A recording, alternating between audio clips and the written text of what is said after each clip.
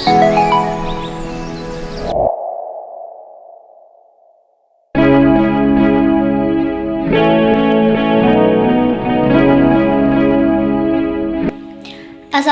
warahmatullahi wabarakatuh. Perkenalkan, nama saya Irma. Saya duduk di kelas 12 IPS 1.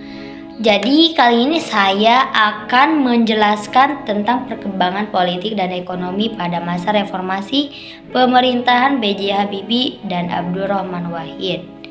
Sebelumnya, tolong like, comment, dan subscribe. Setelah masa Orde Baru itu dilanjutkan dengan masa reformasi, artinya kembali ke masa baru. Jadi seperti yang kita ketahui, pada tanggal 21 Mei 1998, Soeharto mundur menjadi pejabat, yaitu menjadi presiden, sesuai dengan ketentuan pasal 8 UUD 1945. Jika presiden mangkat, berhenti, atau tidak dapat melakukan kewajibannya dalam masa jabatannya, ia diganti oleh wakil presiden sampai habis waktunya. Dan pada tanggal 22 Mei 1998, B.J. Habibie pun menyusun Kabinet Reformasi Pembangunan. Dan apa saja ya kebijakan B.J. Habibie pada saat itu? Ternyata banyak perubahan dalam bidang politik B.J. Habibie. Banyak budaya yang dirubah oleh B.J. Habibie, yaitu budaya pemerintahan sebelumnya dirubah lagi oleh B.J. Habibie. Kebijakan pemerintah B.J. Habibie dalam bidang politik. Yang pertama, adanya otonomi daerah yang lebih demokratis yang meluas melalui TAP MPR No 15 MPR 1998. Di dalamnya berisi sebelum masa reformasi, urusan pemerintahan dan keuangan terpusat di Jakarta. Akibatnya, daerah penghasil sumber daya alam seperti Papua, Sumatera Selatan, Riau, dan Kalimantan hidup di bawah garis kemiskinan. Sehingga B.J. menerbitkan UU No 22 tahun 1999 tentang otonomi daerah sebagai upaya mengatasi kesenjangan pusat daerah sehingga Indonesia dapat keluar dari krisis ekonomi. Kebijakan selanjutnya yaitu menciptakan kebijakan berpolitik dengan menciptakan sistem multipartai dalam pemilu UU No 22 tahun 1999. Kebijakan ketiga, menghapus peraturan Menteri Penerangan No 3 1994 karena peraturan ini menghalangi perkembangan pers. Jadi diadakannya kebebasan pers, dan mengesahkan UU Pers 1999 tentang perlindungan pers dan tugas wartawan. 13 September 1999 yang menjamin perlindungan pers dan tugas-tugas wartawan. Kebijakan selanjutnya yaitu mengatasi masa jabatan sebagai 2 kali periode. Masa jabatan sebagai presiden 2 kali periode, jadi masing-masing periode 5 tahun. Kebijakan selanjutnya yaitu referendum di Timur Timur. Referendum itu adalah proses pemungutan suara untuk mengambil keputusan politik yang mempengaruhi negara. Tujuannya untuk memastikan keinginan rakyat Timur Timur otonomi atau kemerdekaan. Karena masyarakat Timur Timur ini ingin memisahkan diri dari Indonesia sejak masa Orde Baru. Dan hasil dari referendum ini diumumkan pada PBB tanggal 4 September 1999. Pelaksanaan referendum ini tanggal 30 Agustus 1999 dan sempat tidak disetujui oleh pihak politik. Namun B.J. Habibie tetap melaksanakan Timor Leste ini. Timor itu diberi nama menjadi Timor Leste. Kebijakan selanjutnya yaitu pengurangan ABRI di MPR yang tadinya 75 orang menjadi 38 orang. Dan kebijakan selanjutnya yaitu Polri memisahkan diri dari ABRI menjadi Kepolisian RI. Dan istilah ABRI berubah menjadi TNI. Oke. Kebijakan B.J. Habibie dalam bidang ekonomi. Melakukan pencapaian dalam bidang ekonomi yaitu berhasil mengatasi krisis moneter dengan menurunkan nilai tukar rupiah terhadap dolar dari 16.000 per 1 US menjadi 6.700 per 1 US. Dan kebijakan kedua, merekonstruksikan perekonomian nasional. Selanjutnya, melikuidasi bank-bank bermasalah dan membentuk Badan Penyihatan Perbankan Nasional. Kebijakan selanjutnya yaitu menaikkan nilai dolar rupiah terhadap dolar AS hingga di bawah 10.000. Setelah masa pemerintahan B.J. Habibie berakhir pada tanggal 21 Mei 1998 sampai 20 Oktober 1999, yaitu masa 1 tahun 5 bulan.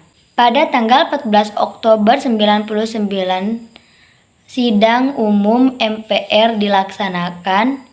B.J. Habibie menyampaikan pidato pertanggungjawabannya sebagai Presiden RI. Dan sebagian besar anggota MPR menganggap B.J. Habibie tidak mampu menjalankan tugas sebagai presiden karena adanya masalah referendum Timor Timur. Dan sebab masalah itu, B.J. pun angkat tangan untuk tidak mengikuti calon presiden selanjutnya. Pada tanggal 20 Oktober 1999, pada rapat paripurna MPR, diagendakan pemilihan presiden, yaitu Presiden RI keempat yang dimenangkan oleh Abdurrahman Wahid dan wakil presiden yaitu Megawati. Latar belakang terpilihnya menjadi Presiden RI. Abdurrahman Wahid atau bisa dibilang dengan kata Gus Dur, Abdurrahman Wahid terpilih sebagai presiden pada tanggal 20 Oktober 1999. Pemilihannya berjalan dengan demokratis dan transparan berkat dukungan partai-partai Islam yang bergabung dalam poros tengah, yaitu Fraksi Persatuan Pembangunan, Fraksi Kebangkitan Bangsa, dan Fraksi Bulan Bintang. Abdurrahman Wahid mengungguli calon presiden lain yakni Megawati Soekarno Putri dalam pemilihan presiden yang dilakukan melalui pemungutan suara dalam rapat paripurna ke-13 MPR. Megawati Soekarno Putri sendiri terpilih menjadi wakil presiden setelah mengungguli Hamzah Haj dalam pemilihan wakil presiden melalui pemungutan suara pula. Ia dilantik menjadi wakil presiden pada tanggal 21 Oktober 1999. Setelah itu, Abdurrahman Wahid didampingi Megawati Soekarno Putri sebagai wakil presidennya. Mereka bekerja sama membentuk kabinet yang disebut dengan Kabinet Persatuan Nasional. Kabinet diumumkan pada tanggal 28 Oktober 1999. Kabinet ini adalah koalisi partai-partai besar seperti PKB, Golkar, PPP, PAN, Partai Keadilan, dan PDIP. Kebijakan politik Abdurrahman Wahid. Kebijakan pertama yaitu pembubaran Departemen Penerangan dan Departemen Sosial. Dua departemen yang disebutkan di atas dibubarkan dengan alasan perampingan dan pemerintahan berpandangan aktivitas yang ditangani dua departemen sebelumnya dapat ditangani masyarakat sendiri. Kebijakan kedua yaitu pembentukan Departemen Eksplorasi Laut melalui keputusan Presiden No. 355 per M tahun 1999 tanggal 26 Oktober 1999 membentuk Departemen Eksplorasi Laut yang kemudian berubah nama menjadi Departemen Kelautan dan Perikanan. Fungsi departemen ini adalah untuk menangani berbagai hal yang terkait dengan sektor kelautan. Abdurrahman. Kebijakan selanjutnya yaitu melakukan amandemen UUD 1945. Pelaksanaan amandemen ini terjadi pada tanggal 18 Agustus 2000. Terkait dengan susunan pemerintahan, baik pemerintahan pusat dan pemerintahan daerah, dalam amandemen juga merubah susunan ABRI, yakni dengan memisah ABRI menjadi TNI, menangani pertahanan, dan Polri menangani keamanan. Kebijakan selanjutnya yaitu masyarakat etnis Tionghoa diperbolehkan untuk beribadah dan merayakan Tahun Baru Imlek, yaitu diadakannya hari libur Tahun Baru Imlek. Kebijakan ini lahir dari ketetapan Presiden No. 6 tahun 2000 mengenai pemulihan hak-hak sipil menganut agama Konghucu. Kebijakan selanjutnya yaitu menyetujui penggantian nama Irian Jaya menjadi Papua pada akhir Desember 1999. Kebijakan ekonomi pada masa Abdurrahman Wahid. Yang pertama yaitu dibandingkan dengan tahun sebelumnya, kondisi perekonomian Indonesia mulai mengarah pada perbaikan, diantaranya pembukaan PDB yang mulai positif, laju inflasi dan tingkat suku bangsa yang rendah, sehingga kondisi moneter dalam negeri juga sudah mulai stabil. Selanjutnya, hubungan pemerintah di bawah pimpinan Abdurrahman Wahid dengan IMF juga kurang baik, yang dikarenakan masalah seperti amandemen UU No. 23 tahun 1999 mengenai Bank Indonesia, penerapan otonomi daerah. Selanjutnya, politik dan sosial yang tidak stabil semakin parah, yang membuat investor asing menjadi enggan untuk menanamkan modal di Indonesia. Selanjutnya, makin rumitnya lagi persoalan ekonomi ditandai lagi dengan adanya pergerakan indeks harga saham gabungan. Pasti kalian belum tahu ya, pada masa Gus Dur itu ada dua masalah.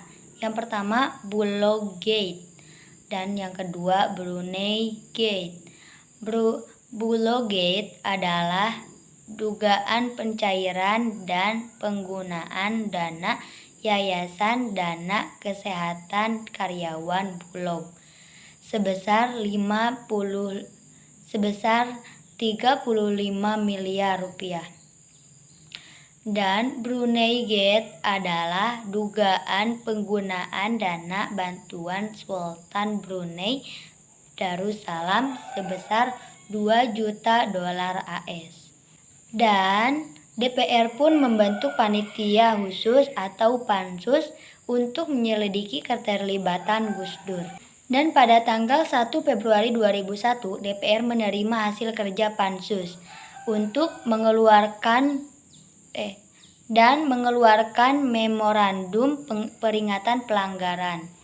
Hasil kerja pansus yang kedua yaitu DPR mengeluarkan yang berisi UUD 1945 pasal 9 tentang sumpah jabatan dan TAP MPR No 11 MPR 1998 tentang penyelenggaraan negara yang bebas KKN. Memorandum kedua 30 April 2001. Dan pada tanggal 28 Mei 2001, Presiden Gus Dur tidak terbukti terlibat.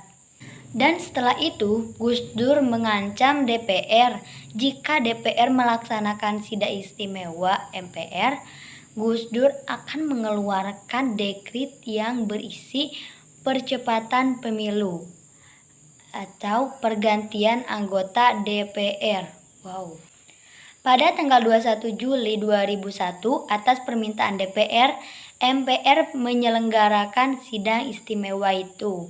Agendakan memberhentikan Gus Dur sebagai Presiden Republik Indonesia. Gus Dur dianggap melanggar haluan negara karena tidak hadir dan menolak memberikan pidato pertanggungjawabannya dalam sidang istimewa MPR itu. Dan seluruh anggota MPR yang hadir setuju memberhentikan Gus Dur. Dan pada saat itulah MPR memberhentikan Gus Dur sebagai Presiden RI. Berakhirlah pemerintahan Gus Dur pada saat itu. Dan MPR mengangkat Megawati sebagai Presiden Republik kelima. Sekian dari saya. Maaf bila ada kata yang salah. Wabillahi taufiq walhidayah. Wassalamualaikum warahmatullahi wabarakatuh. Dadah.